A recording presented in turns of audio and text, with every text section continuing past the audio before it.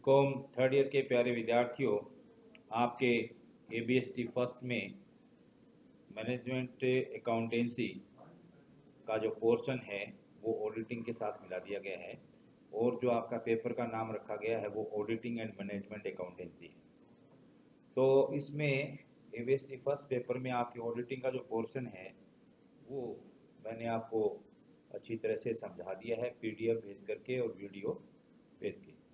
अब इसका जो सेकंड पोर्शन है मैनेजमेंट अकाउंटेंसी प्रबंध लेखांकन, वो दूसरा हिस्सा जो पेपर का सेकंड पार्ट है वो चल रहा है। तो इसमें आज का जो अपना टॉपिक है वो है कैश फ्लो स्टेटमेंट, रोकड़ प्रवाह विवरण या रोकड़ प्रवाह विश्लेषण। तो ये जो आपका मैनेजमेंट अकाउंटेंसी का पेपर है, इस पेपर में जो सिलेबस है वो कुछ सिलेबस आपने बीकॉम सेकंड ईयर में आपके ईएफएम में एक पेपर होता था, आप याद करो, फाइनेंशियल मैनेजमेंट एफएम। तो उस पेपर में भी आपने प्रबंध लेखांकन के जो कुछ अभी आपके सिलेबस में टॉपिक हैं वो आपने सेकंड ईयर में भी पढ़े हैं। तो उसका फ़ायदा आपको अभी इस समय इस पेपर के पढ़ने में भी मिलेगा। तो ये जो आपका आज का जो अपना टॉपिक है कैश फ्लो स्टेटमेंट, रोकड़ प्रवाह विवरण। तो रोकड़ प्रवाह विवरण किसे कहते हैं, इसके क्या उद्देश्य हैं, क्या इम्पोर्टेंस है, क्या लिमिटेशंस है और किस तरह से कंप्यूटेशन ऑफ कैश जो फ्लो है वो किस तरह से होगा कि वित्तीय वर्ष के दौरान कि किस तरह से रोकड़ का प्रवाह हुआ है, ये जानने को इस स्टेटमेंट के तैयार करने से आपको पता चलेगा। बच्चों, दो तरह के स्टेटमेंट जो है मैनेजमेंट अकाउंटेंसी में आते हैं। एक तो होता है फंड फ्लो स्टेटमेंट, कोष प्रवाह विवरण, और एक होता है कैश फ्लो स्टेटमेंट, रोकड़ प्रवाह विवरण। अब जो फंड फ्लो स्टेटमेंट जो बनाया जाता है उसमें तो ये देखा जाता है कि साल भर के अंदर जो वर्किंग कैपिटल है, कार्यशील पूंजी है, उसके क्या स्रोत रहे और क्या उसके उपयोग रहे। और इससे फंड फ्लो स्टेटमेंट से ये पता नहीं चल पाता कि कैश का जो प्रवाह है वो वर्ष के दौरान किस तरह से रहा। तो इसीलिए फंड फ्लो के साथ साथ ये जानने के लिए कि रोकड़ का प्रवाह साल भर के दौरान किस तरह से रहा, ये कैश फ्लो स्टेटमेंट, रोकड़ प्रवाह स्टेटमेंट बनाया जाता है। तो अब इसमें आपको क्या ध्यान रखना है कि जो कैश है, रोकड़, रोकड़ से क्या अर्थ है, रोकड़, मीनिंग ऑफ कैश। तो मीनिंग ऑफ कैश के अंदर क्या है, तीन चीज शामिल है। एक तो आपका कैश इन हैंड कि कितने नकदी पैसे हमारे पास हैं। दूसरा आपका कैश एट बैंक कि बैंक के अंदर आपके पास कितने पैसे हैं। और तीसरा जो है कैश इक्विवेलेंट्स कि कुछ विनियोग इस तरह के तरल होते हैं जो अल्पकालीन बहुत ही शॉर्ट अवधि के अंदर कैश में बदल जाते हैं, उनको बोलते हैं कैश इक्विवेलेंट। तो इसमें आपको कैश फ्लो स्टेटमेंट में क्या है कि ये स्टेटमेंट बनाने से ये पता चलेगा कि साल भर के दौरान ड्यूरिंग द फाइनेंशियल ईयर कहाँ कहाँ से आपके नकद आई, सोर्सेज क्या थे और कहाँ कहाँ जो कैश का उपयोग हुआ, एप्लीकेशंस कहाँ कहाँ होंगे। तो ये आपको रोकड़ प्रवाह विवरण से पता चलता है। इसलिए बहुत सी कंपनियां क्या करती हैं, कैश फ्लो स्टेटमेंट बनाती हैं अल्पकालीन निर्णय लेने के लिए कि भाई जो अल्पकालीन को डिसीजन ले लें, जो रोकड़ को प्रभावित करते हो डिसीजंस, तो उसके लिए कैश फ्लो स्टेटमेंट बनाया जाता है। और दीर्घकालीन नियोजन के लिए, लॉन्ग टर्म प्लानिंग के लिए क्या है, आपके फंड फ्लो स्टेटमेंट बनाया जाता है। तो अभी ये जो रोकड़ प्रवाह विवरण है ये क्या है, क्या इसका अर्थ है, क्या उद्देश्य हैं और ये किस तरह से फंड फ्लो स्टेटमेंट से भिन्न है, ये आपको ध्यान में होना चाहिए। और दूसरा क्या है, इसका प्रैक्टिकल क्वेश्चन आपके एग्जामिनेशन के हिसाब से बहुत इंपॉर्टेंट बनता है कि कैश फ्लो स्टेटमेंट में आप बनाइए साल भर के दौरान गिविंग इंफॉर्मेशन से, तो किस तरह से ये cash flow statement, cash flow statement बनेगा, कैश फ्लो स्टेटमेंट। तो इसके लिए क्या है कि दो मेथड्स हैं, एक मेथड डायरेक्ट मेथड है और दूसरा है indirect method. Cash flow statement बनाने के दो मेथड हैं, प्रत्यक्ष विधि डायरेक्ट मेथड और अप्रत्यक्ष विधि इनडायरेक्ट मेथड। तो इसमें आपको क्या है कि मैं पीडीएफ के जरिए जो है इसके जो स्पेसिमन फार्मूला टाइप में जो बना हुआ है डायरेक्ट मेथड का और इनडायरेक्ट मेथड का, वो किस तरह से ये स्पेसिमन जो फार्मूले हैं आपको याद करने हैं और किस इस आधार के ऊपर आपका कैश फ्लो स्टेटमेंट बनेगा। दूसरी बात ये है कि जो आपको स्पेसिमेंस मैं भेजूंगा उनके अंदर कुछ अकाउंट्स बना करके अपने को बैलेंसिंग फिगर्स भी निकालने पड़ते हैं। किसी अकाउंट के अगर आपको बहुत से figures, opening balance, closing balance या डेबिट क्रेडिट कुछ आइटम दे दी जाती हैं, तो उसमें मिसिंग फिगर्स जो है वो आप लेजर में रफ में स्टेटमेंट है वो अकाउंट बना करके, लेजर अकाउंट बना करके बैलेंसिंग फिगर को आप ज्ञात कर सकते हैं। तो बच्चों, ये जो रोकड़ प्रवाह विश्लेषण जिसको कह सकते हैं, कैश फ्लो एनालिसिस, तो इसके बारे में आपके दिमाग में बैठ जाना चाहिए कि ये क्या है और क्यों इसकी ज़रूरत पड़ती है और इसमें क्या होता है। तो मोटा मोटी तो मैंने आपको बता दिया कि कैश फ्लो स्टेटमेंट के अंदर साल भर के दौरान रोकड़ कहाँ से आई और कहाँ गई, सोर्सेज क्या थे और एप्लीकेशंस क्या थे, और रोकड़ का अर्थ आपको cash in hand, cash at bank और कैश इक्विवेलेंट से लेना है। ये चीज़ आपको विशेषकर ध्यान देनी है। देखो, वर्तमान समय में व्यवसाय प्रबंधकों द्वारा यह जानना आवश्यक होता है कि किन किन साधनों से कितनी रोकड़ प्राप्त हुई है तथा किन किन साधनों में रोकड़ व्यय हुई है। कोष प्रवाह विवरण में रोकड़ के साथ साथ ऐसे व्यवहारों को भी शामिल कर लिया जाता है जिनका संबंध रोकड़ से नहीं होता फंड फ्लो स्टेटमेंट में।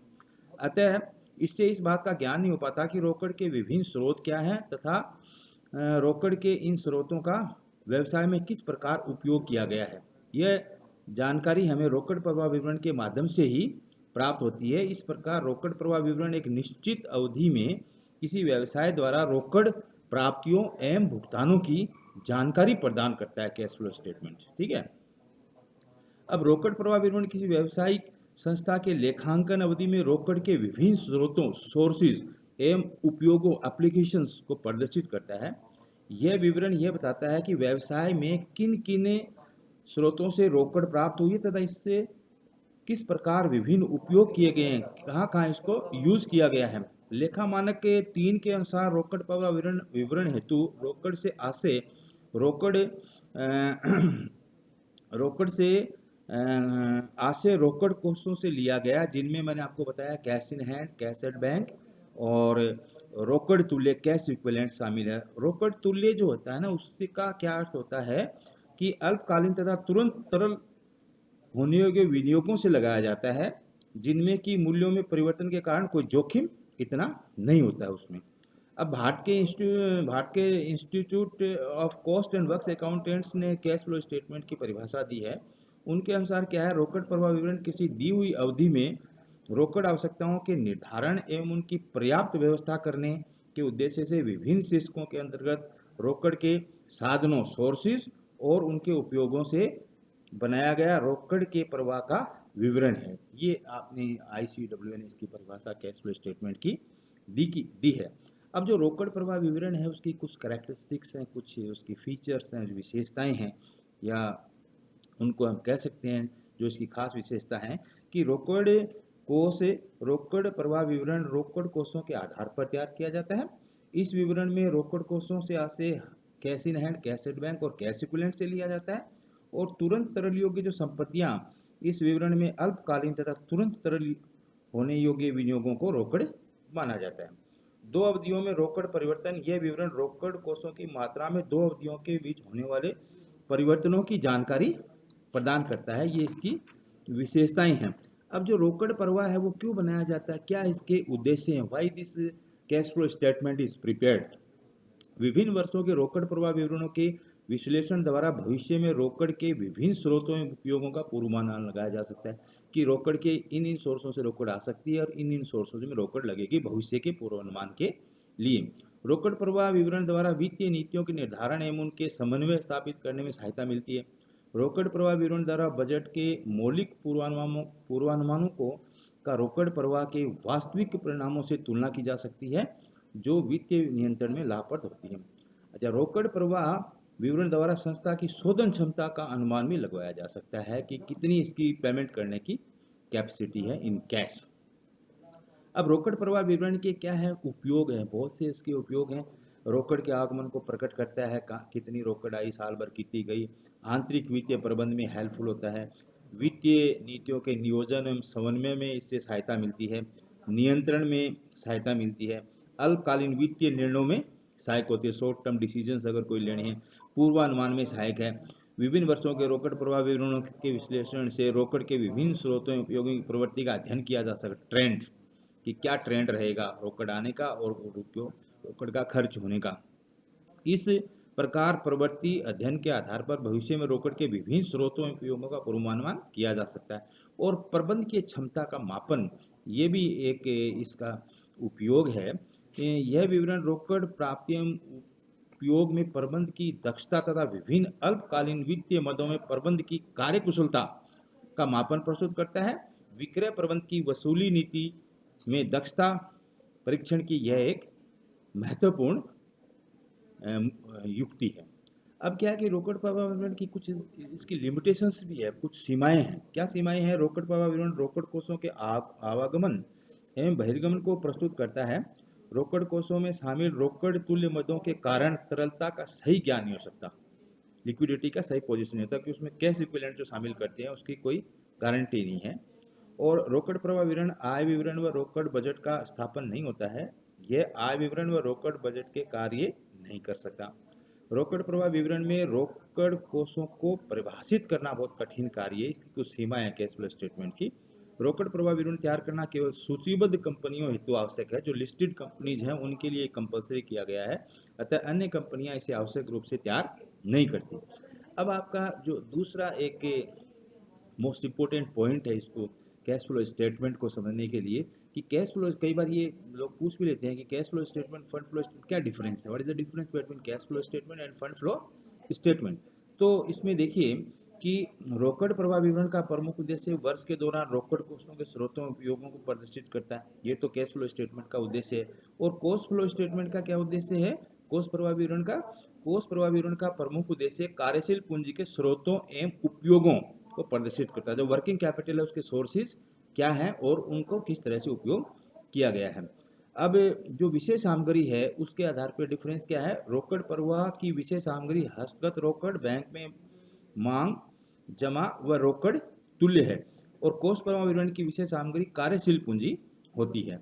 लेन देन का प्रभाव क्या पड़ता है? रोकड़ प्रवाह में लेन देन का रोकड़ कोषों पर प्रभाव देखा जाता है और कोष प्रवाह में लेन देन का कार्यशील पूंजी पर प्रभाव देखा जाता है, इफेक्ट ऑन वर्किंग कैपिटल। और उपयोगिता, रोकड़ प्रवाह विवरण अल्पकालीन विश्लेषण के लिए उपयोगी होता है और जो आपका कोष प्रवाह विवरण है वो दीर्घकालीन विश्लेषण के लिए अधिक उपयोगी है, लॉन्ग टर्म एनालिसिस के लिए। और लाभ हानि खाते का विश्लेषण, रोकड़ प्रवाह विवरण हेतु लाभ हानि खाते को व्यापारिक पत्ती से रोकड़ पत्ती में बदलकर परिचालन क्रियाओं से रोकड़ की गणना की जाती है और को रोकड़ पत्ती में बदलने की आवश्यकता नहीं होती है। कार्यशील पूंजी के विवरण का निर्माण, रोकड़ प्रवाह विवरण हेतु कार्यशील पूंजी में परिवर्तन का विवरण तैयार करने की कोई आवश्यकता नहीं है। और कोष प्रवाह विवरण में कार्यशील पूंजी में परिवर्तन का विवरण अलग से तैयार किया जाता है। Schedule of change in working capital एक अलग से स्टेटमेंट इसमें आपको बनाना पड़ता है फंड फ्लो स्टेटमेंट में। और रोकड़ प्रवाह विवरण में रोकड़ एवं रोकड़ तुल्यों के प्रारंभिक व अंतिम शेष प्रदर्शित किए जाते हैं, जबकि कोष प्रवाह विवरण में इन्हें कार्यशील पूंजी में परिवर्तन के विवरण में शामिल किया जाता है। तो ये जो मैंने आपको बात बताई है ये है difference between fund flow statement and cash flow statement. ठीक है। अब बात आती है कि जो आपका कैश फ्लो स्टेटमेंट है, अब इसको प्रैक्टिकल क्वेश्चन जो है कि आप इसको प्रैक्टिकल क्वेश्चन के एस्पेक्ट के आधार के ऊपर किस तरह से तैयार करेंगे। एक प्रैक्टिकल क्वेश्चन जो कैश फ्लो स्टेटमेंट का है वो किस तरह से आप कैश फ्लो स्टेटमेंट का प्रिपरेशन होगा, ओपनिंग बैलेंस क्या था, क्या क्या चेंजेज हुए और क्लोजिंग में बैलेंस क्या आया। तो इसमें एक तो आपको परिचालन संबंधी क्रियाएं जो ऑपरेटिंग एक्टिविटीज़ हैं उसको उसका अध्ययन करना पड़ेगा आपको। और दूसरा जो आपकी इन्वेस्टिंग एक्टिविटीज़ हैं उन सब का अध्ययन करना पड़ेगा। और फिर फाइनेंशियल एक्टिविटीज़ हैं उनका आपको ध्यान रखना पड़ेगा। फाइनेंशियल एक्टिविटीज़ का मतलब होता है वित्तीय क्रियाओं से उत्पन्न होने वाले रोकड़ प्रभाव का प्रत्यक्ष रूप से प्रकटीकरण महत्वपूर्ण है, क्योंकि यह किसी उपक्रम में पूंजी एवं ऋण प्रदान करने वालों को रोकड़ प्रवाह के पूर्व अनुमान की में सहायक होता है। वित्तीय क्रियाओं से उत्पन्न रोकड़ प्रभावों के कुछ जैसे मैं आपको उदाहरण दे सकता हूँ। अंश एवं इसी प्रकार की अन्य प्रतिभूतियों के निर्गमन से प्राप्त नगद राशि, ऋण पत्र, बॉन्ड, नोट्स, ऋण एवं अन्य अल्प या दीर्घकालीन ऋणों से प्राप्त नगद राशि, उधार ली गई राशियों का नगद में पुनर्भुगतान, ब्याज व लाभांश का भुगतान, बैंक अधिकर्ष और नगद साथ में परिवर्तन। अब इसकी कैलकुलेशन, जो प्रैक्टिकल क्वेश्चन के कैलकुलेशन के लिए मैंने आपको बताया, इसके दो फार्मूले हैं। एक आपका है format of cash flow statement, प्रत्यक्ष विधि के अनुसार अकॉर्डिंग टू डायरेक्ट मेथड किस तरह से कैश फ्लो स्टेटमेंट बनेगा, इसका परफॉर्मा मैं आपको भेजूंगा। और इसके साथ साथ परिचालन क्रियाओं से रोकड़ की गणना, calculation of cash flow from operating activities, ये किस तरह से निकाली जाती है, इसके भी मैं आपको फार्मूले भेजूंगा। और फिर calculation of cash paid to creditors कैसे निकालेंगे, calculation of income tax paid किस तरह से ये बैलेंसिंग फिगर में किस तरह से निकल सकता है, मैंने आपको बताया लेजर में अकाउंट बना के बैलेंसिंग फिगर को निकाल सकते हैं।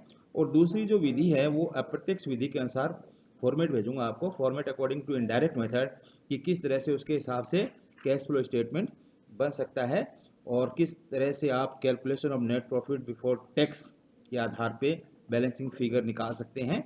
और फिक्स असेट्स के balancing figure, provision for depreciation and fix assets के जो बैलेंसिंग फिगर है, इन्वेस्टमेंट अकाउंट के बैलेंसिंग फिगर है, प्रोविजन फॉर टैक्स के बैलेंसिंग फिगर है, प्रोपोज डिविडेंड के बैलेंसिंग फिगर है, कैपिटल अकाउंट से जो बैलेंसिंग फिगर निकलेंगे जो कि कैश फ्लो स्टेटमेंट बनाने के लिए सहायक होंगे, इन सब के फार्मूले मैं आपको पीडीएफ के जरिए भेजूंगा। उन फार्मूलों को आप अच्छी तरह से याद कीजिए और पढ़िए। तो ये आज अपना लेक्चर था कैश फ्लो स्टेटमेंट का, रोकड़ प्रवाह विवरण का।